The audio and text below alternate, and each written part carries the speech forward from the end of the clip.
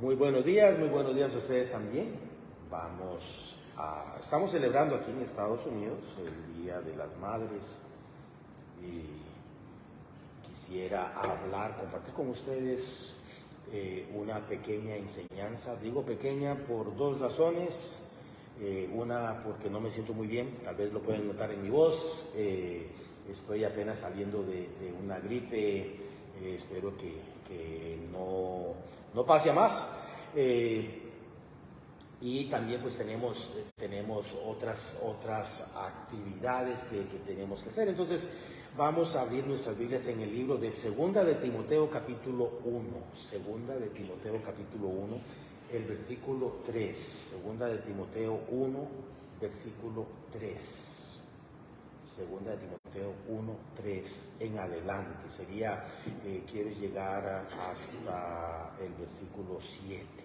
Segunda de Timoteo capítulo 1, versículos 3 en adelante. Dice así, Segunda Timoteo 1, 3 en adelante. Doy gracias a Dios, al cual sirvo desde mis mayores con limpia conciencia, que sin cesar me acuerdo de ti en mis oraciones noche y día. Ahorita vamos a continuar con el versículo 4. Aquí tenemos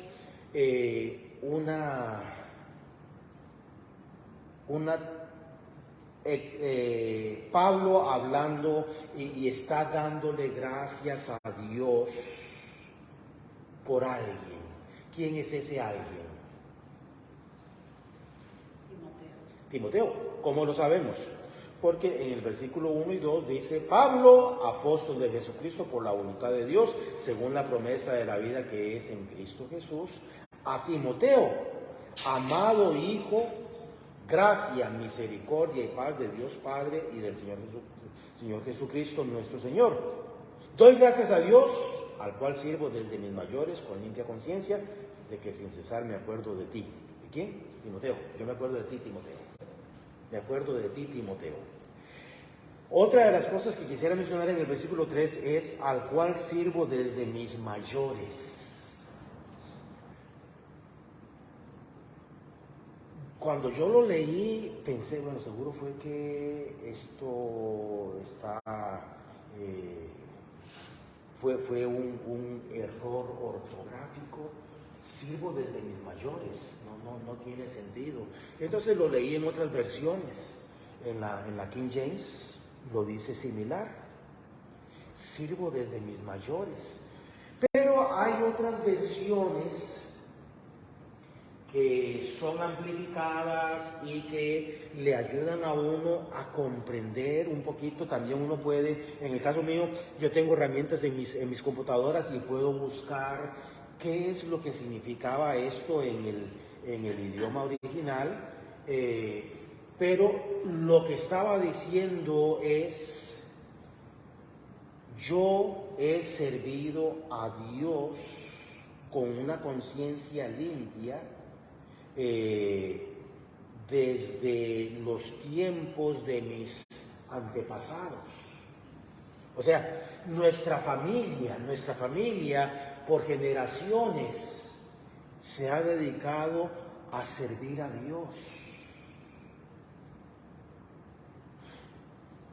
Ahora sí, ya teniendo esta aclaración desde mis mayores, ahora sí dice: doy gracias a Dios, al cual sirvo desde mis mayores, o sea, desde el tiempo de mi familia, de mis ancestros, con limpia conciencia. Limpia conciencia. La Biblia nos habla de la conciencia. La conciencia es una herramienta espiritual que Dios ha dejado en las personas para ayudarnos a determinar lo que es correcto y lo que es incorrecto. La conciencia es la que se encarga de decirle a una persona que robar es incorrecto. La conciencia también es la que se encarga de decirle a una persona que ayudarle a alguien que tiene una necesidad es correcto. La conciencia hace que si nosotros le quitamos a alguien algo, nos sintamos mal, o que si nosotros le ayudamos a alguien, de alguna manera, nos sentimos bien con nosotros mismos. Esa es la conciencia. La Biblia también habla de que en nuestro mundo hay personas que por el pecado que permiten en sus vidas, esa conciencia se va cauterizando. Y mi esposa mencionó la vez pasada la palabra cauterizar. La primera vez que yo vi una cauterización, que yo la vi perfectamente, es que tenía unos perritos. Mi esposa y yo habíamos comprado un perrito, era un Basset Hound, esos orejones, unas patitas cortitas, más grandes que los salchichas, pero la cuestión es que yo tenía que llevarlo a la veterinaria y el veterinario era amigo de la familia y me dejó entrar, y él estaba haciéndole un recorte de orejas a un Doberman. Pobrecitos. Yo nunca había visto cómo lo hacían. Es interesante.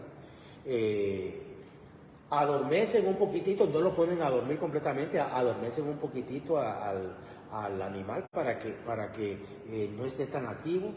Le ponían unas formitas en las orejas, en la otra oreja, le agarraba la puntita de la oreja y con una navajilla, al perro ni le dolía porque estaba bien adormecido. Pero interesante, cuando le cortaba la oreja, habían unas venitas que porque la oreja pues tiene venas. Entonces él tomó un cautil, ¿verdad? Para soldar, una de esas puntitas para soldar, y se veía el humo y dejaba de sangrar. Eso es cauterizar. Cauterizar una vena o cauterizar una parte de la pierna. Ustedes quizás han visto en las películas, recuerdo en otra ocasión el famoso Rambo que le habían metido un balazo, no recuerdo, y se echó pólvora y encendió la pólvora y él gritó. ¿Qué es lo que estaba haciendo? Cauterizando su herida. La conciencia no está diseñada para ser cauterizada. Sin embargo, el pecado la cauteriza. La conciencia no está diseñada para ponerle anestesia. Nosotros tenemos que tener una conciencia viva, una conciencia activa, una conciencia limpia, una conciencia que esté siguiendo los principios establecidos en la palabra de Dios, porque creo que todos sabemos que es una brújula. ¿Sí? ¿Sí sabes qué es una brújula? Más o menos. ¿Sabes qué es una brújula? ¿No? Yo sé que ustedes sí. Cuando yo estaba en los Boy Scouts me había comprado una brújula. Era una que se abría y tenía un hilito, entonces uno la ponía, y Amy me regaló una en la Navidad, una muy linda, con unas palabras hermosas, de mejor calidad porque es de metal. La que yo me había comprado en los Boy Scouts era plástica, pero la brújula es la que nos indica en dónde está el norte. Entonces tenemos aquí, por ejemplo, el sol sale por el oeste, entonces quiere decir que el norte, por el este, quiere decir que el norte está aquí, más o menos a esta dirección. Entonces, ahí está, esa es una brújula. Entonces, si yo voy caminando con mi brújula, la N va a estar hacia acá. Y si yo camino en contra de la N, quiere decir que me estoy dirigiendo al sur. Y si yo me volteo, el norte va a estar hacia allá Y si me volteo para acá, el norte va a seguir hacia allá. Entonces no importa en donde uno se voltee, el norte siempre va a estar dirigiéndose hacia esa dirección. La conciencia es más o menos como una brújula interna que nos ayuda de forma natural a determinar lo que es correcto y que es incorrecto. Pero hay personas que van permitiendo el magnetismo del pecado. ¿Qué digo? ¿Qué significa esto del magnetismo con el pecado? Lo que significa es que podemos tener una brújula que esté funcionando bien, pero si ponemos un imán suficientemente fuerte cerca de la brújula, la fuerza natural que ejerce el polo norte, que es un magnetismo, que es como un imán, va a ser más débil que este otro imán que está cerca. Entonces, el norte que va a estar señalando para acá, de un pronto a otro va a empezar a señalar hacia el imán que está más cerca. Ese es el pecado, esa es la influencia de Satanás que quiere que nosotros quitemos la mirada de nuestro norte, que es Él, que es su palabra, que son sus enseñanzas, para seguir un norte falso, que es lo que Él quiere que nosotros sigamos. Hoy en día, gran cantidad de personas ya no andan con una conciencia limpia, andan con una conciencia siguiendo un norte falso. Costa Rica, nuestro país,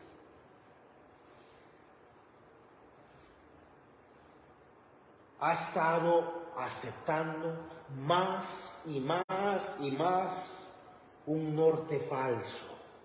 Ahora, en Costa Rica, quieren pasar dos leyes totalmente irracionales y que para una mente que quiere pensar un poquito más con una conciencia limpia, dice no tiene sentido. La primera ley que quieren pasar es la ley del aborto. No sé si ya la han pasado, pero creo que todavía no. La ley del aborto. En Costa Rica no se ha aceptado el aborto. Se hace clandestinamente como en muchos otros países, pero no se hace, o por lo menos no se hacía a través de los fondos públicos, pero lo quieren pasar. Tenemos derecho al aborto, tenemos derecho a una paternidad responsable, ¿no? Eso no es paternidad responsable, eso es antipaternidad, eso es más bien vamos a matar a nuestros hijos, a nuestras hijas, para no tener que darles educación, darles de comer, darles un techo. Y ya esta otra aparentemente la pasaron. Una persona que tenga pollitos y que tenga cerditos, ¿verdad? Un marrano, o que tenga unas cabritas, o que tenga unos borregos, ¿verdad? Unas ovejas. Uy, vamos a hacer tamales. Ya no pueden matarlos. Es ilegal. Van a la cárcel. No, las personas que tienen granjas para crías de esos animales sí lo pueden hacer, porque la forma en que ellos lo matan supuestamente no es dolorosa. En cambio, la forma en que las otras personas lo matan sí es dolorosa. Pero la pérdida del norte que les digo es, muy bien, tenemos a una mujer que está embarazada, no importa, métanle unas pinzas, unas tenazas y agarren y desmembren y destrocen, no hay ningún problema. Bien, los derechos de la mujer, los derechos reproductivos, mi cuerpo, mi decisión. Pero a un cerdo, a una gallina, no se le puede tocar. Y si se le toca, vas con una multa grande. Y si lo vuelves a hacer, vas a la cárcel. Pero para un bebecito, no hay ningún problema. Felicidades, estás ejerciendo tu derecho. perdiendo el norte. Y entonces, doy gracias a Dios, al cual sirvo desde mis antepasados, con limpia conciencia,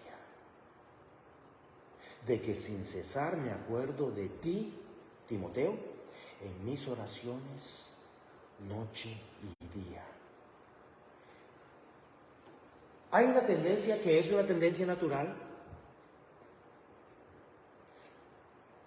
de que a las personas a las cuales uno deja de ver, deja de hablar, deja de comunicarse, uno tiene la tendencia ¿a qué? A olvidarse de ellas. A olvidarse de ellas. Es normal. Yo he tenido unos cuantos Timoteos en mi vida, en mi ministerio. He tenido unos cuantos Timoteos. Uno de los primeros Timoteos que tuve se llamaba Luis Diego.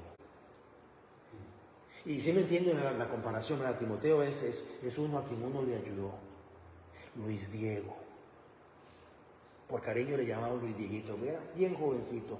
Él siempre que había una necesidad en la iglesia,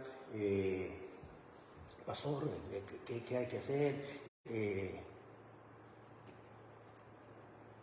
Hoy en día tengo un Timoteo en ti, Julio.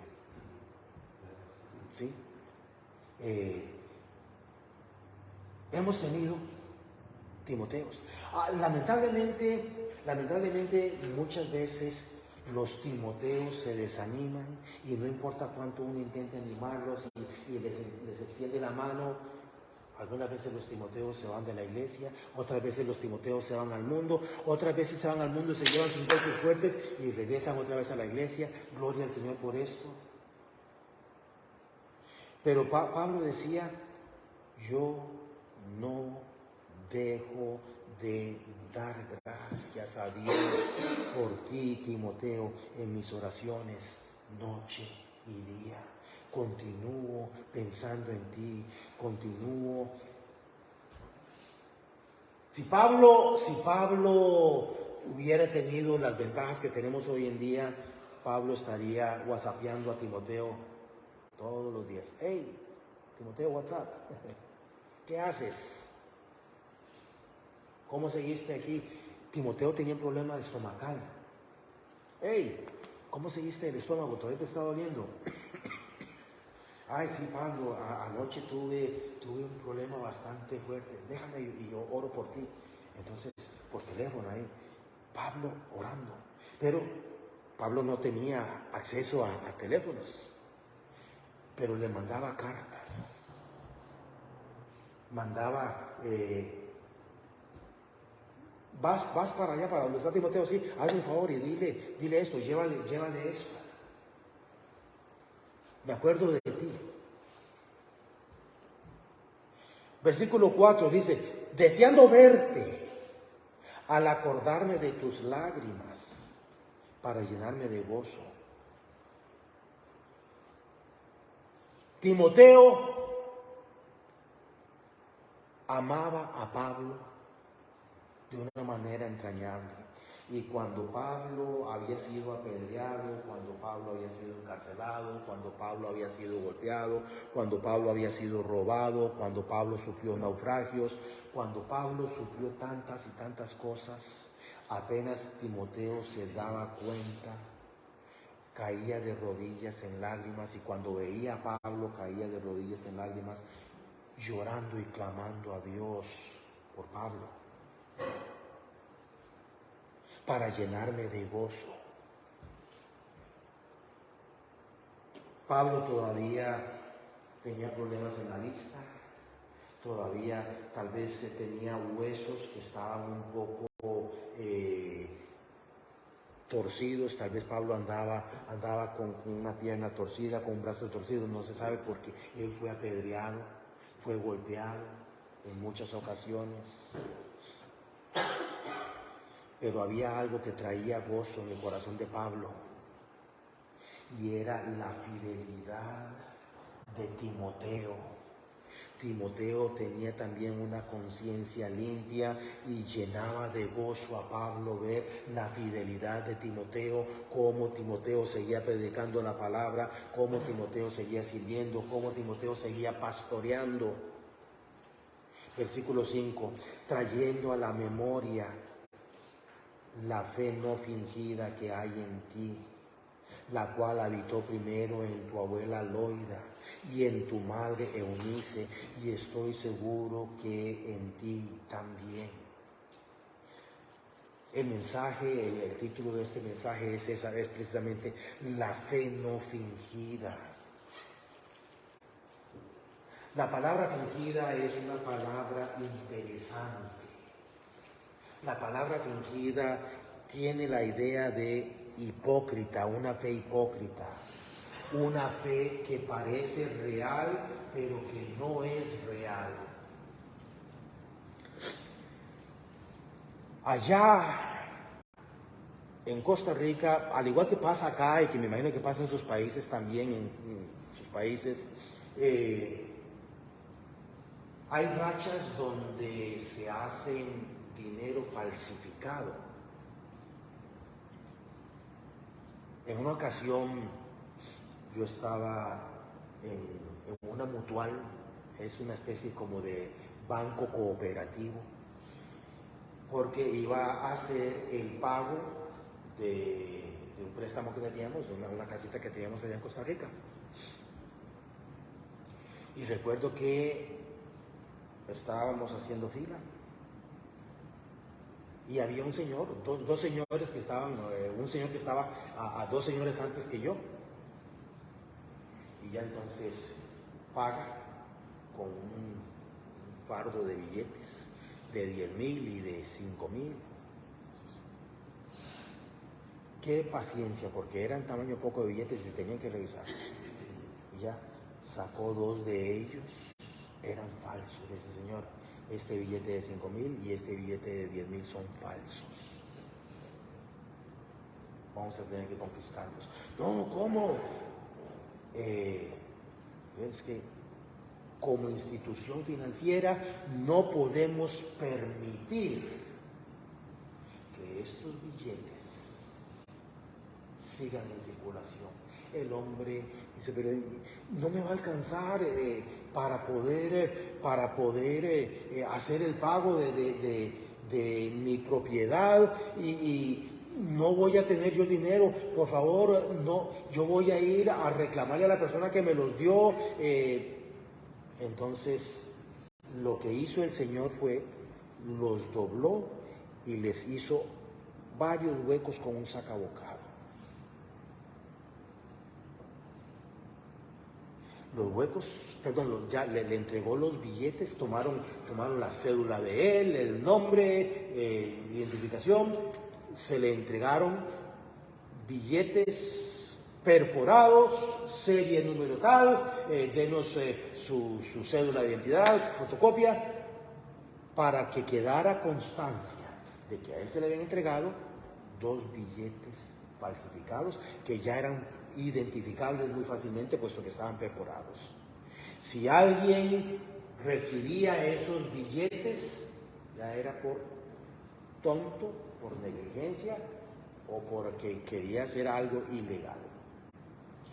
Y nunca supe, obviamente, yo no volví a ver al Señor, ni lo reportaba, ni nada, pero el Señor supuestamente fue a la persona que se los entregó a decirle, estos me los entregaste a ti, me los entregaste a mí, perdón, y eran billetes falsos, eran billetes fingidos. Cuando uno va a comprar,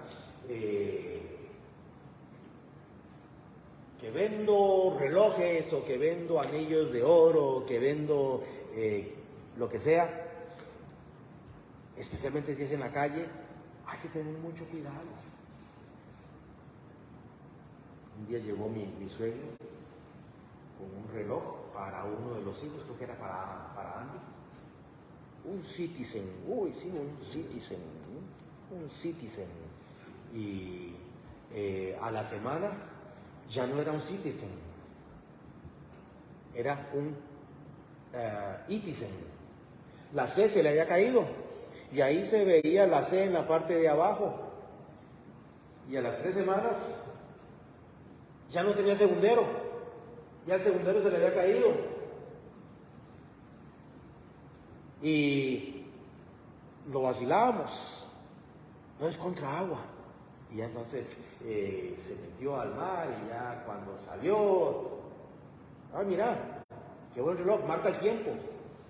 Está todo nublado, está todo empañado, quiere decir que va a llover. Porque mi suegro se lo había comprado a alguien, señor, vea que un Citizen legítimo y se lo vendo, un Citizen podía costar, por decirle algo, $100 y él lo compró en $10. Hay un dicho que dice, si hay algo que es demasiado bueno para ser verdad, no es verdad, es demasiado bueno, porque si es bueno, no va a costar $10, más que estaba nuevo. A no ser que hubiera sido robado y que fuera lo que le llaman una mercancía caliente que necesitan deshacerse rápidamente pero la fe no fingida, la fe fingida, ¿de qué sirve? Delante de Dios, de nada. La fe fingida delante de Dios no sirve absolutamente de nada porque Dios no puede ser burlado, Dios no puede ser engañado. Pero, ¿para qué otra cosa puede servir la fe fingida? Bueno, la fe fingida sirve para engañarnos a nosotros mismos, para que nos sintamos un poquito mejor, para que nuestra conciencia diga, bueno, por lo menos tengo un poquito de fe, tal vez no es la fe más real, pero tengo un poquito de fe, y yo no soy como esos otros, o como aquellos otros, o como aquellas. Entonces, esta fe fingida nos sirve para también tranquilizar un poquito nuestra conciencia, que todavía no está totalmente cauterizada y que todavía nos acusa un poquito. Y hay personas que utilizan la fe fingida para engañar a personas que no tienen una fe no fingida. Hace ya muchos años estábamos Dante y yo recién casados, creo que todavía no teníamos a Amy. Cuando llegó una pareja, ¿verdad que no? Llegó una pareja con una historia triste, que estaban recién casados, que el papá y la mamá se habían divorciado, que el papá vivía en una casa, que les dijo que sí, que no había ningún problema, que se podían quedar con él, que le ayudaran con los gastos, y que un día el papá de él intentó violar a su esposa, por pasarse con su esposa. Entonces él salió con ella y se vinieron, vivían en San José, se vinieron a Guanacaste porque querían empezar de nuevo y ya entonces lo primero que hicimos fue que les hablamos de Jesucristo, entre comillas aceptaron a Jesucristo y ya la iglesia tenía un apartamento, entonces los dejamos que se quedaran un tiempito en el apartamento. Y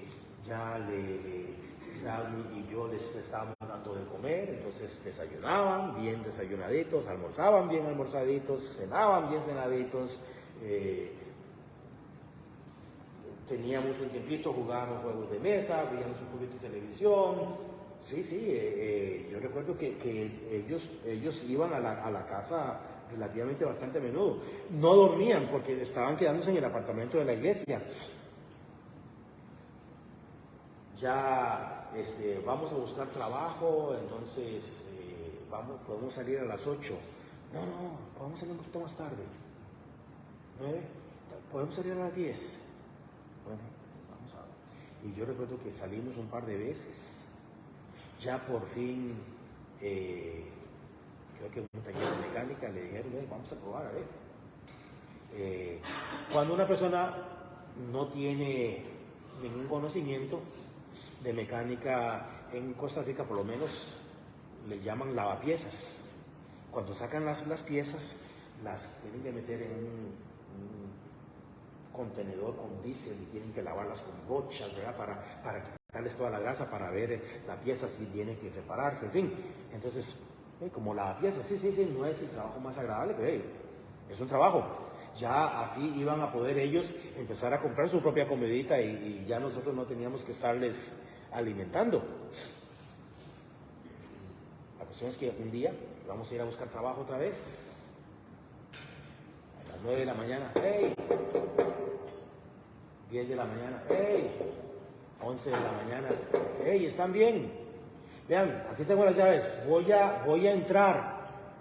Y donde entré, se habían orinado en el apartamento, se habían robado todo lo que había en el apartamento, y ¡ay, no! Y ya me voy, y se habían robado unas herramientas, un compresor, y a la semana me llaman por teléfono, sí, se encuentra el señor Danny White, mi suegro.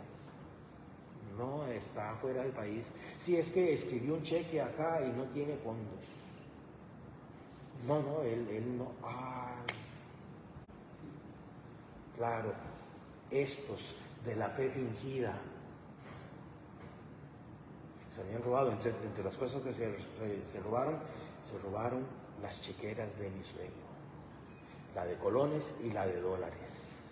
Entonces, una fe fingida sirve, no sirve para engañar a Dios, pero sirve para engañarse a sí mismos, un poquito, por lo menos ponerle un poquito de ungüento ahí a la conciencia. Pero la fe fingida sirve para engañar a otras personas, especialmente para aquellos que tienen una fe no fingida.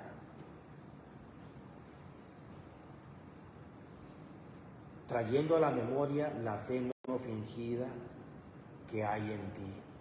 La fe no fingida no aparece de la nada. Ay, de un pronto a otro apareció dentro de mí una fe no fingida.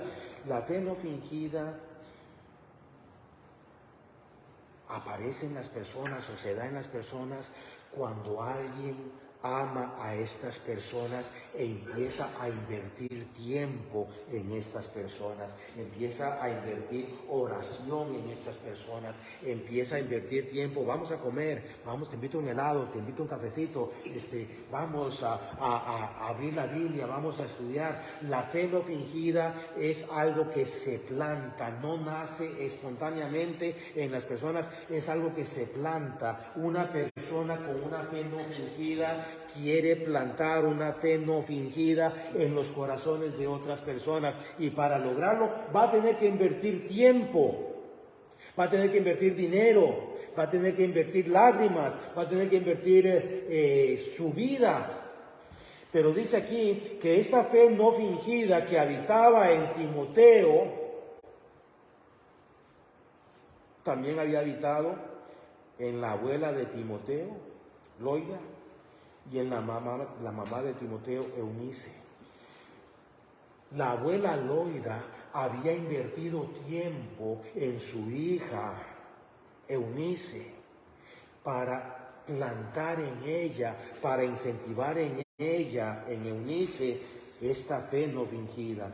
No se sabe quién invirtió tiempo en Loida, tal vez la mamá de Loida, o sea, la bisabuela de Eunice, quizás había invertido tiempo para poder plantar una fe no fingida en ella, la cual plantó en Loida, la cual plantó en Eunice. ¿Qué hubiera pasado si Loida hubiera sido una de esas mamás que no le hubiera dedicado tiempo a Eunice? ¿Qué hubiera pasado si Loida le hubiera dedicado tiempo a Eunice, pero Eunice hubiese sido una de sí, mami, ya, déjame en paz, sí, yo sé ir a la iglesia, sí, yo sé leer la Biblia, yo sé orar, yo sé, sí, mami, yo sé, novio cristiano que vaya, sí, yo todo eso lo sé, mami, déjame en paz. ¿Qué hubiese pasado si Eunice hubiera tenido un corazón duro y que hubiese rechazado esa fe no fingida que Loida estaba intentando plantar en el corazón de ella? Eunice no hubiese podido plantar esa fe no fingida en Timoteo. Tal vez Loida, como abuela, hubiera podido intentar influenciar para intentar plantar en Timoteo esa fe no fingida, pero se hubiera creado en el hogar un conflicto de intereses, un conflicto de deseos, un conflicto de direcciones, y tal vez Eunice le hubiera dicho irrespetuosamente a Loida: mamá, ¿sabes qué? Deja a Timoteo en paz. Yo lo voy a criar como yo creo que lo debo de criar. Es importante en la labor que Dios les ha dado a las mamás. Nuestra sociedad ha cambiado.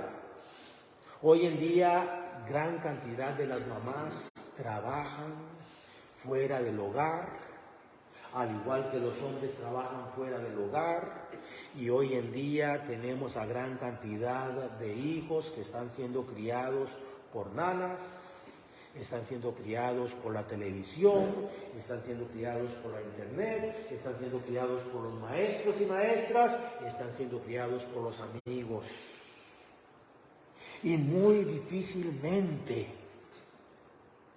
la televisión, la internet, los amigos, los maestros, las nanas, muy posiblemente van a dedicar el tiempo y van a tener la oportunidad de plantar en estos niños una fe no fingida.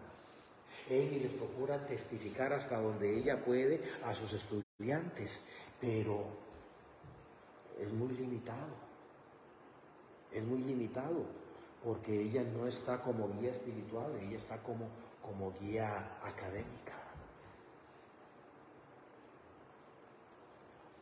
Por lo cual, ¿por qué? Por esta fe no fingida que está en ti, que estuvo en tu abuela Loida, que estuvo en tu madre Eunice, por lo cual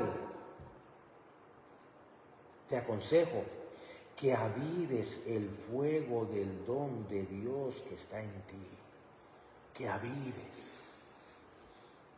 Creo que todos nosotros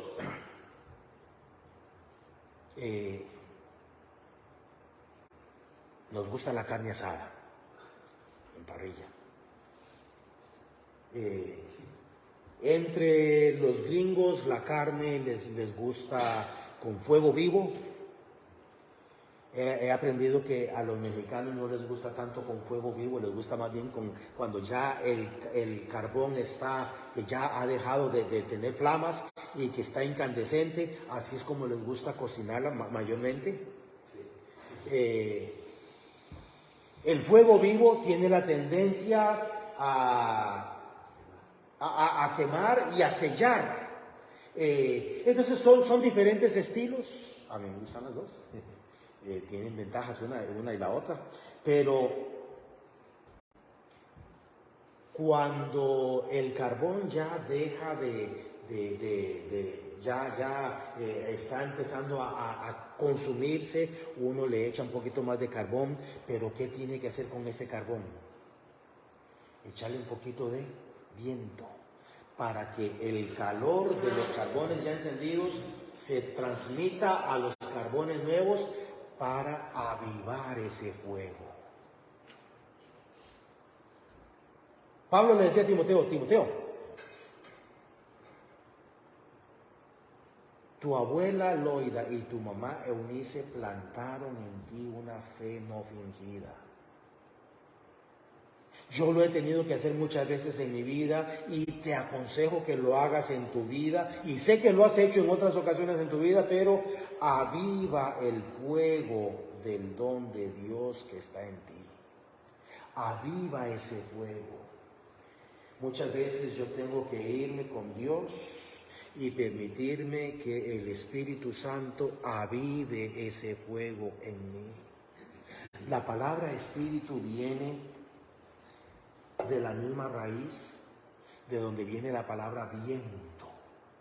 Entonces, cuando nosotros decimos el Espíritu Santo,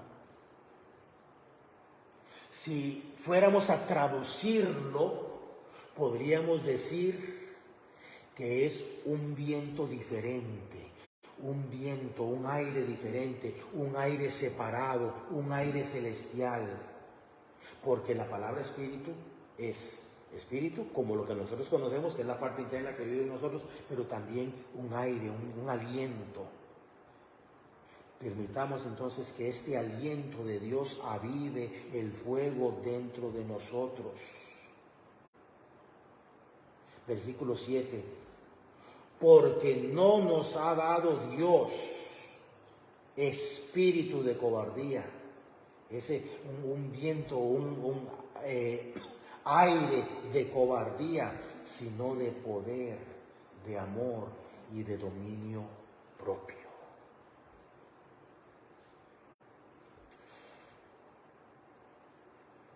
Mi anhelo como pastor es poder transmitir en todas las personas, a través de las iglesias en donde hemos podido ministrar, poder transmitir en las personas una fe no fingida, una fe real.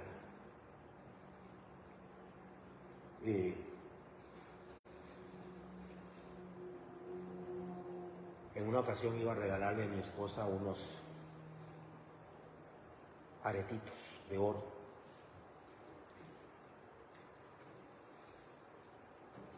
Y los compré en una joyería en mi pueblo.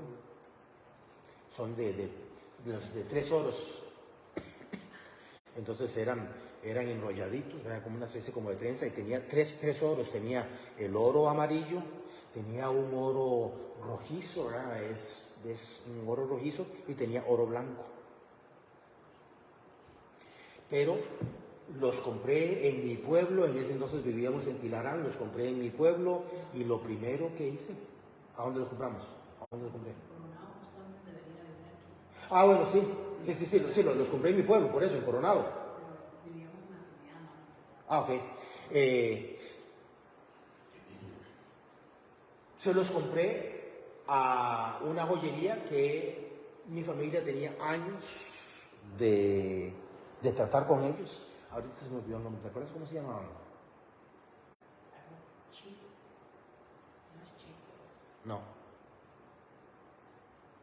Bueno, y ya están garantizados, sí.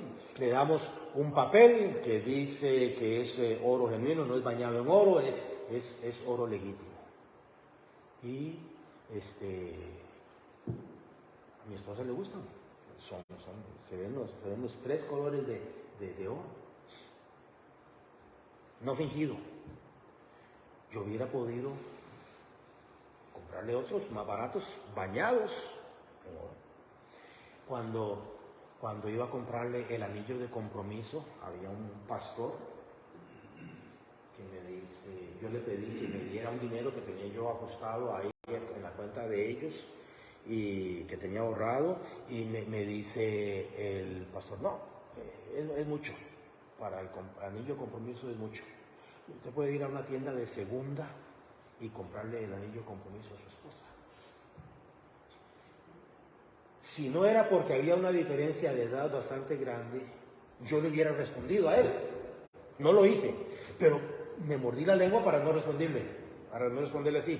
Y dígame una cosa, ¿usted me diría a cuál tienda de segunda fue usted a comprar el anillo de compromiso a su esposa? ¿Ah? Chuma. Chuma es la joyería en donde había comprado los Chuma. Sí, ese es el apodo. No. Yo sé que sí, si hubiera ido a una tienda de segunda, hubiera podido comprar el anillo de compromiso muchísimo más barato. Pero no. Yo voy a la tienda de segunda a comprar zapatos. Voy a comprar a la tienda segunda, a comprar camisas o aún, si se ve bueno, un televisor, pero algo sentimental, no.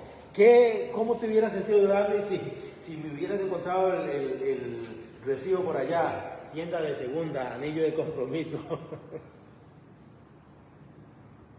Qué feo, porque estaría dándole un mensaje de que no vale el sacrificio de comprar lo nuevo. Y yo no quería que un pastor me dijera cuánto podía o no podía gastar en el anillo de compromiso. Esa era mi decisión. Una fe no fingida. Una fe no fingida es la decisión de ustedes. Ustedes son los que deciden cuánto van a gastar en el Señor. Ustedes son los que deciden cuánto van a gastar, cuánto tiempo van a gastar, cuánto amor van a gastar, cuántos sacrificios van a gastar, cuánto dinero van a gastar en el Señor. No perdamos ese norte. No permitamos que el diablo nos ponga ese magnetismo ahí, ese imán cerca de nuestra brújula, el imán del dinero, el imán del trabajo, el imán de los estudios, el imán de las tentaciones. Alejémonos y sigamos siguiendo el norte, que es nuestro Señor Jesucristo. Esa fe no fingida, que es la única que nos va a dar entrada en el cielo. Gracias, vida, porque fuiste mi compañera para poder plantar en nuestras hijas esa fe no fingida. Gracias, hijas, y Samantha, si nos ves en el futuro, gracias porque ustedes atesoraron esa fe no fingida. Y sigamos compartiendo esa fe no fingida con otras personas. Que el Señor les bendiga a ustedes muy ricamente, a ustedes también. Vamos a orar. Dios eterno, como siempre tu palabra es viva y eficaz, más cortante que toda espada de dos filos. Te pedimos que tú permitas que no regrese a ti vacía, sino que pueda producir aquello para lo cual tú la has enviado. En el nombre de Cristo Jesús. Amén. Que el Señor les bendiga y a ustedes también.